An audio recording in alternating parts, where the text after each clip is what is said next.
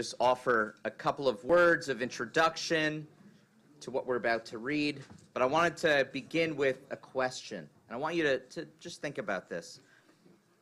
Who in your life lit the flame of Judaism for you?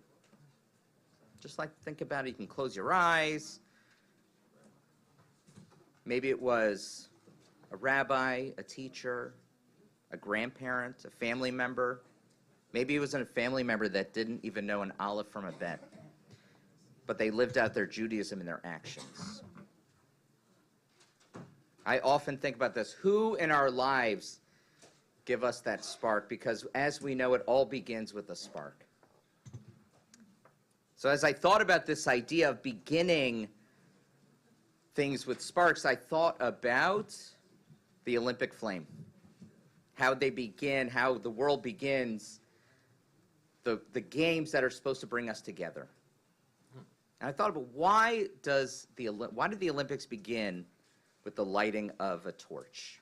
I know it's a simple question, but there's a reason for it.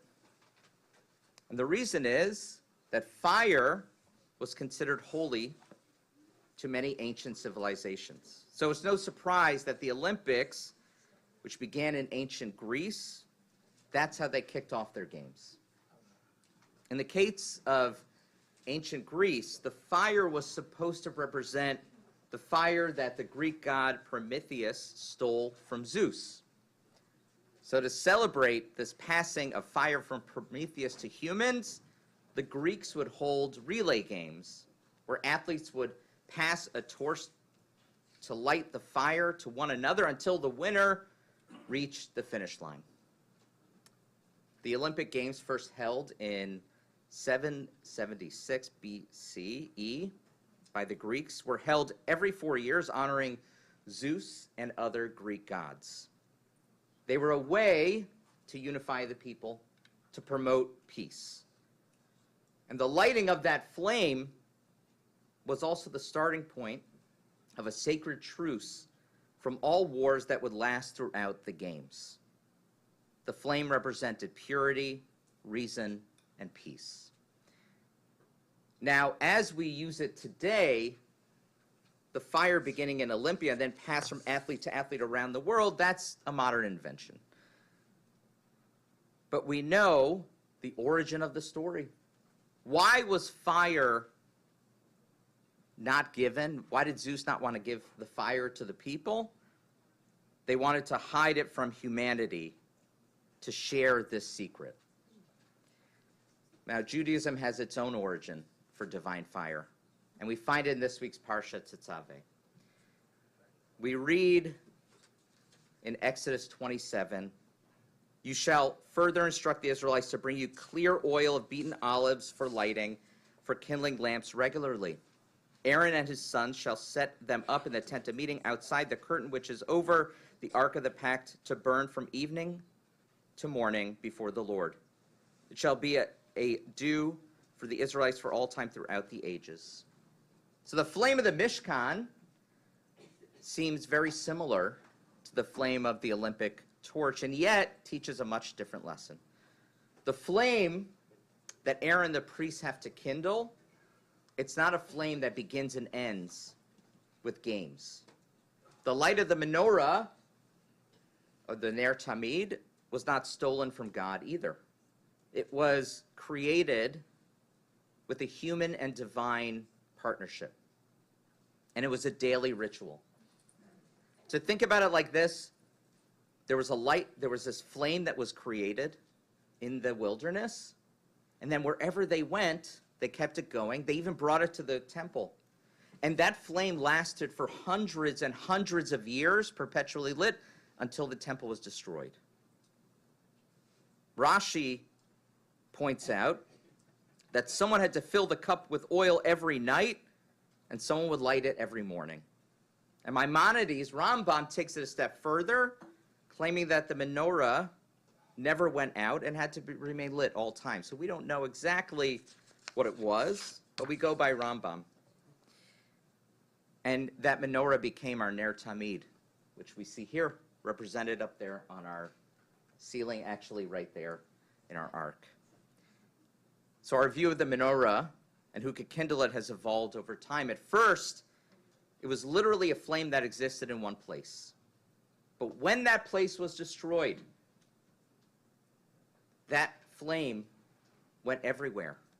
To anywhere that we gathered together on our mikdash at our small holy places. So now it's here. And the responsibility of keeping the flame alive went to us, to each one of us, not just the priests. And we were reminded by Moses that we are a nation of priests. As Jews, we are obsessed with keeping that flame alive. And this brings us to the holiday of Purim, which we're going to observe next week. So at first, Purim might seem like an unlikely holiday to pair with this theme.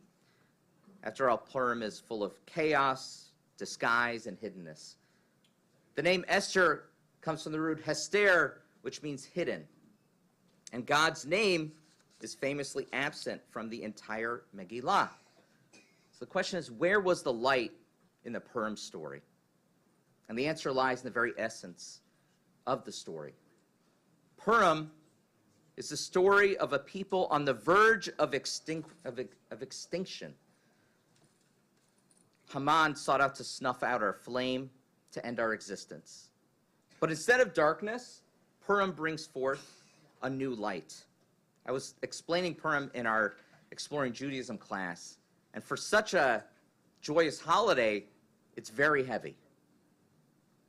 But there's something else that is very relevant for Purim for today, for Torah.